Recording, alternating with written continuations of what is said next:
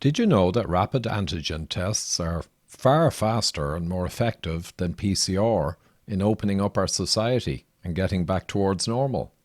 Well, let's take a look. So we take 1,000 people here that you're going to be testing because they're traveling or whatever.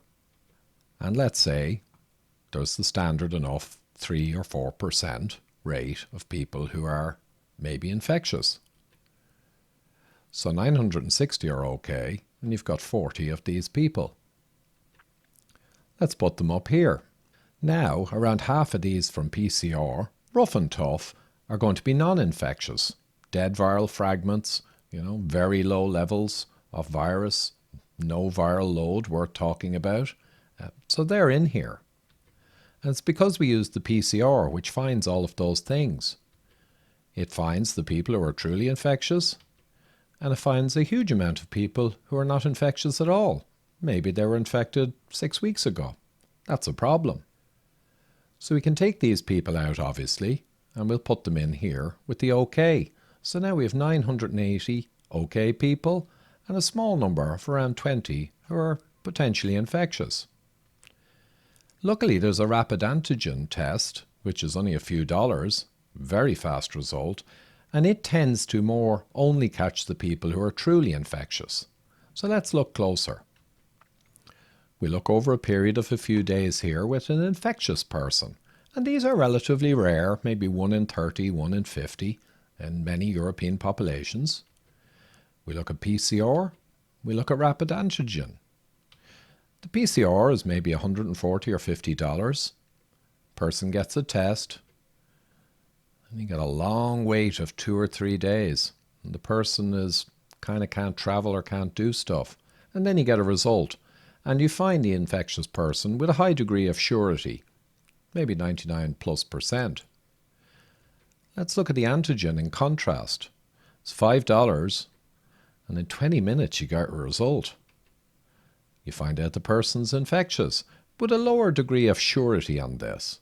But we got a simple solution. 18 to 24 hours later, you can do another test. Again, really fast, really cheap, really easy. And you'll find the people who are truly infectious with a very high degree of certainty now. So it's way, way better, obviously, to free up and open up our society and stay safe at the same time. You can use PCR in certain circumstances, but this should be the engine. We look at a non-infectious person, which is the vast majority of people actually. We look at PCR and antigen again. PCR, $150 maybe. They do a test. Long wait to find out that you're not infectious. This is massively impacting the world, this problem of timing and oversensitivity. The antigen, however, a few dollars, quick test, 20 minutes later, you find out the person's not infectious.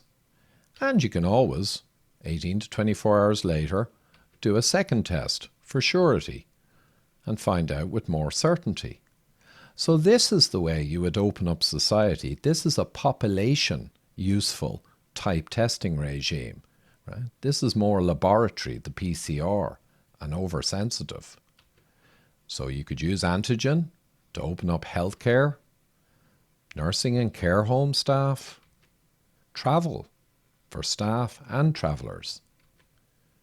Students in universities, no problem. Even prisons. In fact, you can use the antigen system, with some exceptions where you back up a PCR, to open up the whole of society massively.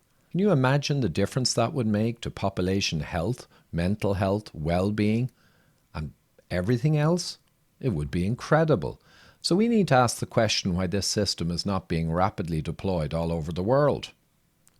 One other point as well on travel. So the whole of Europe, we've got the endemic SARS-CoV-2 virus now. It's everywhere basically. The epidemic is pretty much past and the endemic and seasonal resurgence is happening. So it's all over. So you could ask, how much is there of a travel issue of small percentages of people moving when it's all over all the regions anyway? This issue is not maybe really that big at all. But let's look closer. The antigen, by catching 97% plus, especially with repeat tests, could make this issue, already not a huge one, vastly smaller, and that represents it here. So you'd have made a massive improvement in your control of this issue. Plenty. The PCR test, with its delays, high cost and all the other problems, well, let's say it's slightly better at catching the people. So it might make the issue this size.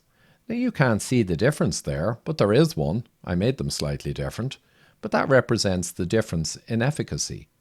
So in other words, you take a travel issue that arguably, even at this size, may not be big at all, really, and the antigen test versus PCR in terms of making the issue smaller, there's almost no difference. But the antigen, as I showed you, is vastly quicker, cheaper, more effective, and can dramatically improve the health and well-being of our whole society if only deployed ASAP. Thank you. And just a reminder that I do need support to continue putting together all of this content, and at patreon.com/Ivor Cummins, or for PayPal at tinyurl.com/Ivor Cummins, where you can do a one-off or a monthly support. So I'd really appreciate that, guys, and keep me getting the science out there and countering perhaps the more biased corporate type science. Thank you.